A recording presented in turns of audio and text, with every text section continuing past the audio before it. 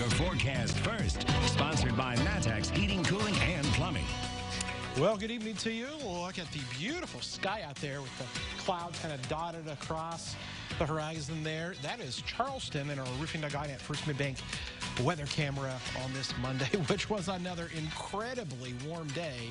But now we're noticing some clouds beginning to increase, and off on the left-hand portion of your screen, a line of showers and storms developing. That makes it here tomorrow at this time, and we could be dealing with thunderstorms.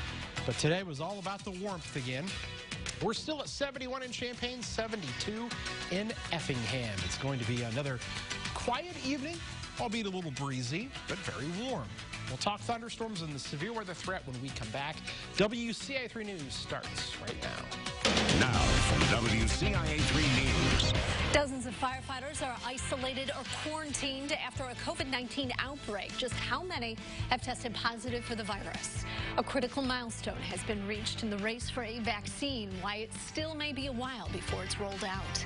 And several restaurants are facing consequences for breaking COVID-19 rules. Which one was shut down over the weekend? You're watching your local news leader. This is WCIA 3 News at 5.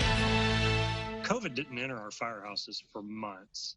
But now it has. An outbreak within the Springfield Fire Department has sidelined more than 1 in 5 city firefighters. Good evening. I'm Jennifer Roscoe. In a span of just 5 days, the department went from 0 cases to a dozen and nearly 50 people exposed.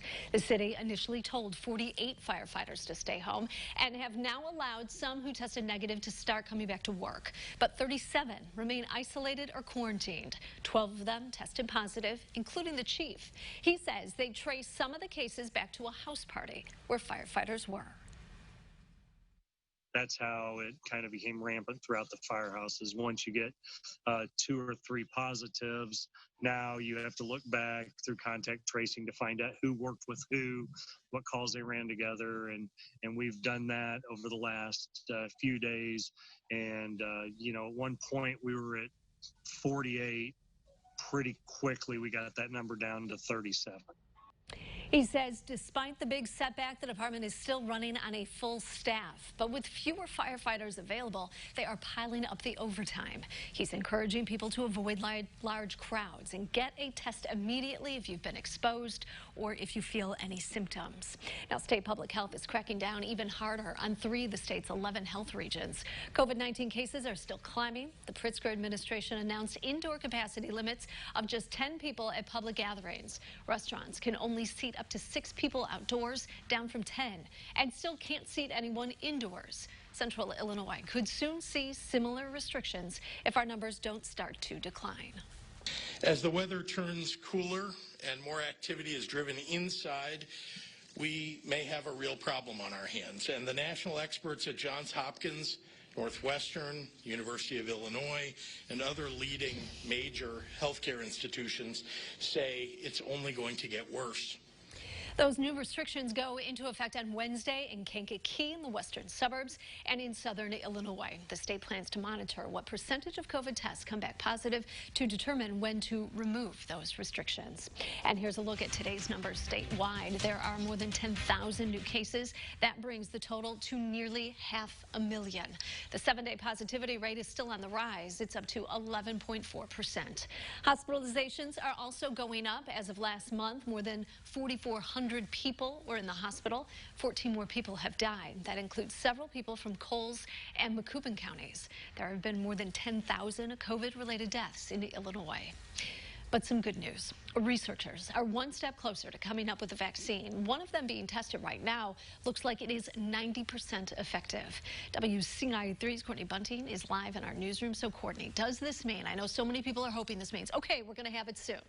Right, the big question, but unfortunately it's not quite that simple, Jennifer. I talked to experts at the U of I who said it could still be a while before we all have access. There are a few different vaccines being tested right now. The one you mentioned that's 90% effective or looking that way was developed by Pfizer. It's actually administered in 2 doses, and you'd get 1 shot and then come back later for another one. Now, there are others in trial right now that won't work like that, and we don't know which one will be available first. But while this wait is hard, experts say it will mean a better outcome when a vaccine is approved. The reason this vaccine is taking so long is because people are rightly being extremely careful to make sure they're not just rushing out something that could actually harm people. And so that's one of the big reasons for the delay and sort of getting approval to start manufacturing. What's unique about this kind of vaccine is it would also be tough to store. It has to be kept at a really cold temperature, minus 112 degrees Fahrenheit. But hospitals and some areas at the U of I are capable of keeping it at that temperature. The biggest challenge would be transportation and finding enough room to store what's needed. But again, not every vaccine being tested right now is like that. They don't all have to be kept at that temperature. So when could we see this being available for people like you and I? Well, it's too early right now to say. Experts feel it could likely happen around next summer. Once it's approved, it will likely go to frontline workers first and then trickle down to the rest of us depending on need. Live in the newsroom, Courtney Bunting, WCIA 3, your local news leader. Courtney, that's interesting about the temperature that it has to stay at. Yeah, very hard temperature to keep it at, not like our refrigerators at home for sure. Yeah, minus 112 degrees. All right, thank you. Another example of a common vaccine that takes more than one dose is hepatitis B. That takes 3 doses. That's because one shot alone isn't strong enough. The others are considered boosters. One struggling county is talking about cutting money from its health department in the middle of this pandemic.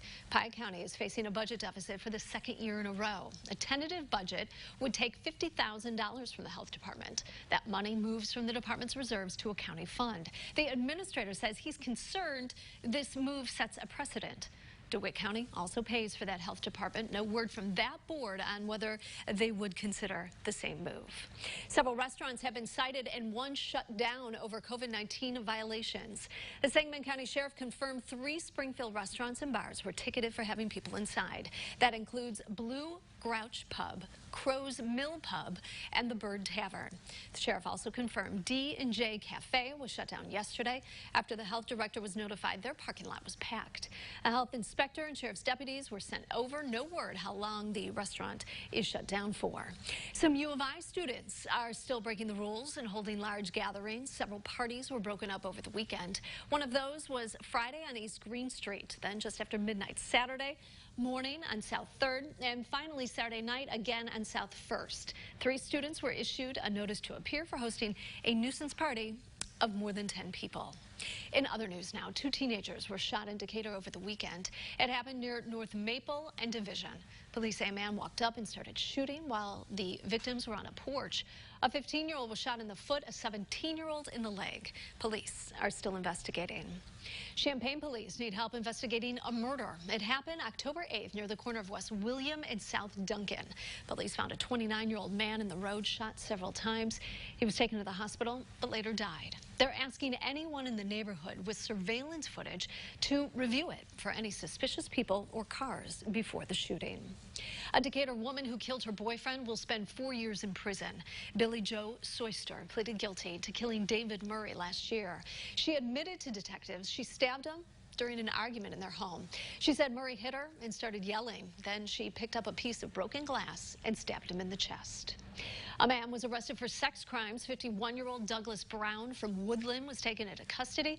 He'll be charged with criminal sexual assault and criminal sexual abuse.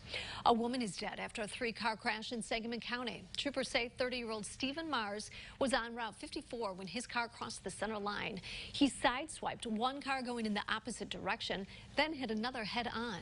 38-year-old Denisa Barletti from Loami died at the scene. Decatur firefighters working to learn what caused a home to catch fire early this morning. The house is near Cushing and McClellan.